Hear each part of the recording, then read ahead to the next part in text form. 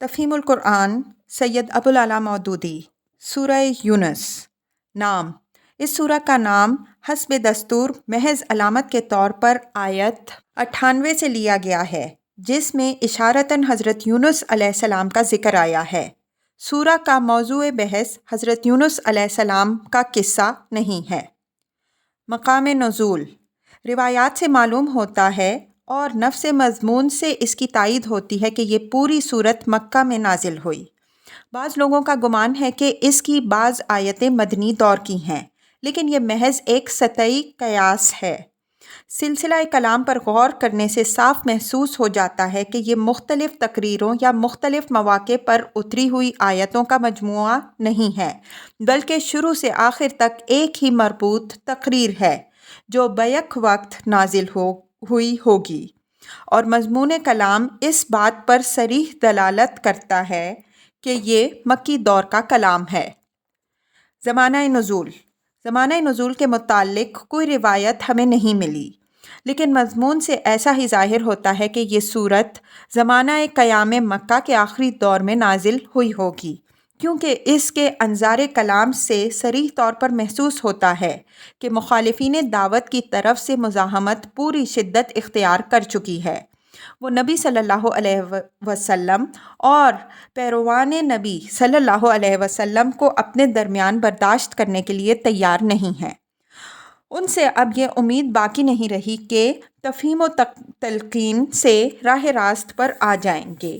اور اب انہیں اس انجام سے خبردار کرنے کا موقع آ گیا ہے جو نبی صلی اللہ علیہ وسلم کو آخری اور قطعی طور پر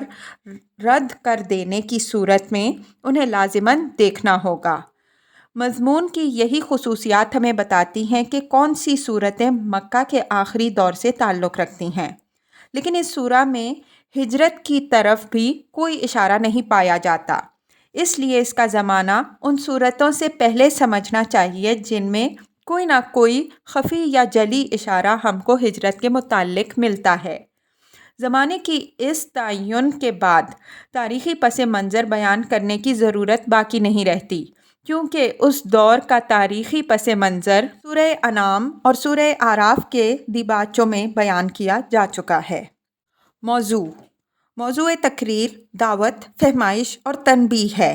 کلام کا آغاز اس طرح ہوتا ہے کہ لوگ ایک انسان کے پیغام نبوت پیش کرنے پر حیران ہیں اور اسے خواہ مخواہ ساحری کا الزام دے رہے ہیں، حالانکہ جو بات وہ پیش کر رہا ہے اس میں کوئی چیز بھی نہ تو عجیب ہی ہے اور نہ سحر و کہانت ہی سے تعلق رکھتی ہے۔ وہ تو دو اہم حقیقتوں سے تم کو آگاہ کر رہا ہے، ایک یہ کہ جو خدا اس کائنات کا خالق ہے اور اس کا انتظام عملاً چلا رہا ہے، صرف وہی تمہارا مالک و آقا ہے، اور تنہا اسی کا یہ حق ہے کہ تم اس کی بندگی کرو۔ دوسرے یہ کہ موجودہ دنیاوی زندگی کے بعد زندگی کا ایک اور دور آنے والا ہے جس میں تم دوبارہ پیدا کیے جاؤ گے، اپنی موجودہ زندگی کے پورے کارنامے کا حساب دو گے اور اس بنیادی سوال پر جزا یا سزا پاؤ گے کہ تم نے اسی خدا کو اپنا آقا مان کر اس کے منشا کے مطابق نیک رویہ اختیار کیا یا اس کے خلاف عمل کرتے رہے۔ یہ دونوں حقیقتیں جو وہ تمہارے سامنے پیش کر رہا ہے بجائے خود امر واقعی ہیں، خواہ تم مانو یا نہ مانو۔ وہ تمہیں دعوت دیتا ہے کہ تم انہیں مان لو اور اپنی زندگی کو ان کے مطابق بنا لو۔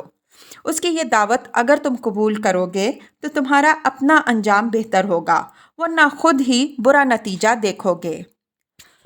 مباحث: اس تمہید کے بعد حسب ذیل مباحث ایک خاص ترتیب کے ساتھ سامنے آتے ہیں۔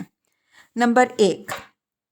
وہ دلائل جو توحید ربوبیت اور حیات اخروی کے باب میں ایسے لوگوں کو عقل و ضمیر کا اطمینان بخش سکتے ہیں جو جاہلانہ تعصب میں مبتلا نہ ہوں اور جنہیں بحث کی ہار جیت کے بجائے اصل فکر اس بات کی ہو کہ خود غلط بینی اور اس کے برے نتائج سے بچیں۔ نمبر 2، ان غلط فہمیوں کا ازالہ اور ان غفلتوں پر تنبیہ جو لوگوں کو توحید اور آخرت کا عقیدہ تسلیم کرنے میں مانع ہو رہی تھیں اور ہمیشہ ہوا کرتی ہیں۔ نمبر 3، ان شبہات اور اعتراضات کا جواب جو محمد صلی اللہ علیہ وسلم کی رسالت اور آپ صلی اللہ علیہ وسلم کے لائے ہوئے پیغام کے بارے میں پیش کیے جاتے تھے۔ نمبر 4، دوسری زندگی میں جو کچھ پیش آنے والا ہے اس کی پیشگی خبر، تاکہ انسان اس سے ہوشیار ہو کر اپنے آج کے طرز عمل کو درست کر لے اور بعد میں پچھتانے کی نوبت نہ آئے۔ نمبر 5، اس امر پر تنبیہ کہ دنیا کی موجودہ زندگی دراصل امتحان کی زندگی ہے، اور اس امتحان کے لیے تمہارے پاس بس اتنی ہی مہلت ہے جب تک تم اس دنیا میں سانس لے رہے ہو۔ اس وقت کو اگر تم نے ضائع کر دیا اور نبی کی ہدایت قبول کر کے امتحان کی کامیابی کا سامان نہ کیا تو پھر کوئی دوسرا موقع تمہیں ملنا نہیں ہے۔ اس نبی کا آنا اور اس قرآن کے ذریعے سے تم کو علم حقیقت کا بہم پہنچایا جانا وہ بہترین اور ایک ہی موقع ہے جو تمہیں مل رہا ہے۔ اس سے فائدہ نہ اٹھاؤ گے تو بعد کی ابدی زندگی میں ہمیشہ ہمیشہ پچھتاؤ گے۔ نمبر 6، ان کھلی جہالتوں اور ضلالتوں پر اشارہ جو لوگوں کی زندگی میں صرف اس وجہ سے پائی جا رہی ہیں کہ وہ خدائی ہدایت کے بغیر جی رہے ہیں۔ اس سلسلے میں نوح علیہ السلام کا قصہ مختصراً اور موسیٰ علیہ السلام کا قصہ ذرا تفصیل کے ساتھ بیان کیا گیا ہے، جس سے 4 باتیں ذہن نشین کرنی مطلوب ہیں۔ اول یہ کہ محمد صلی اللہ علیہ وسلم کے ساتھ جو معاملہ تم لوگ کر رہے ہو وہ اس سے ملتا جلتا ہے جو نوح اور موسیٰ علیہم السلام کے ساتھ تمہارے پیش رو کر چکے ہیں، اور یقین رکھو کہ اس طرز عمل کا جو انجام وہ دیکھ چکے ہیں وہی تمہیں بھی دیکھنا پڑے گا۔ دوم یہ کہ محمد صلی اللہ علیہ وسلم اور ان کے ساتھیوں کو آج جس بے بسی اور کمزوری کے حال میں تم دیکھ رہے ہو اس سے کہیں یہ نہ سمجھ لینا کہ صورتحال ہمیشہ یہی رہے گی۔ تمہیں خبر نہیں ہے کہ ان لوگوں کی پشت پر وہی خدا ہے جو موسیٰ اور ہارون علیہم السلام کی پشت پر تھا،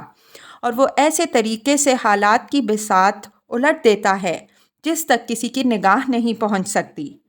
سوم یہ کہ سنبھلنے کے لیے جو مہلت خدا تمہیں دے رہا ہے اسے اگر تم نے ضائع کر دیا اور پھر فرعون کی طرح خدا کی پکڑ میں آ جانے کے بعد عین آخری لمحے پر توبہ کی تو معاف نہیں کیے جاؤ گے۔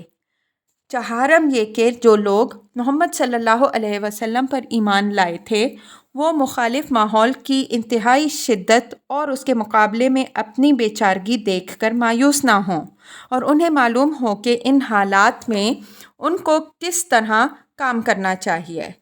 نیز وہ اس امر پر بھی متنبہ ہو جائیں کہ جب اللہ تعالیٰ اپنے فضل سے ان کو اس حالت سے نکال دے تو کہیں وہ اس روش پر نہ چل پڑیں جو بنی اسرائیل نے مصر سے نجات پا کر اختیار کی۔ آخر میں اعلان کیا گیا ہے کہ یہ عقیدہ اور یہ مسلک ہے جس پر چلنے کی اللہ نے اپنے پیغمبر صلی اللہ علیہ وسلم کو ہدایت کی ہے۔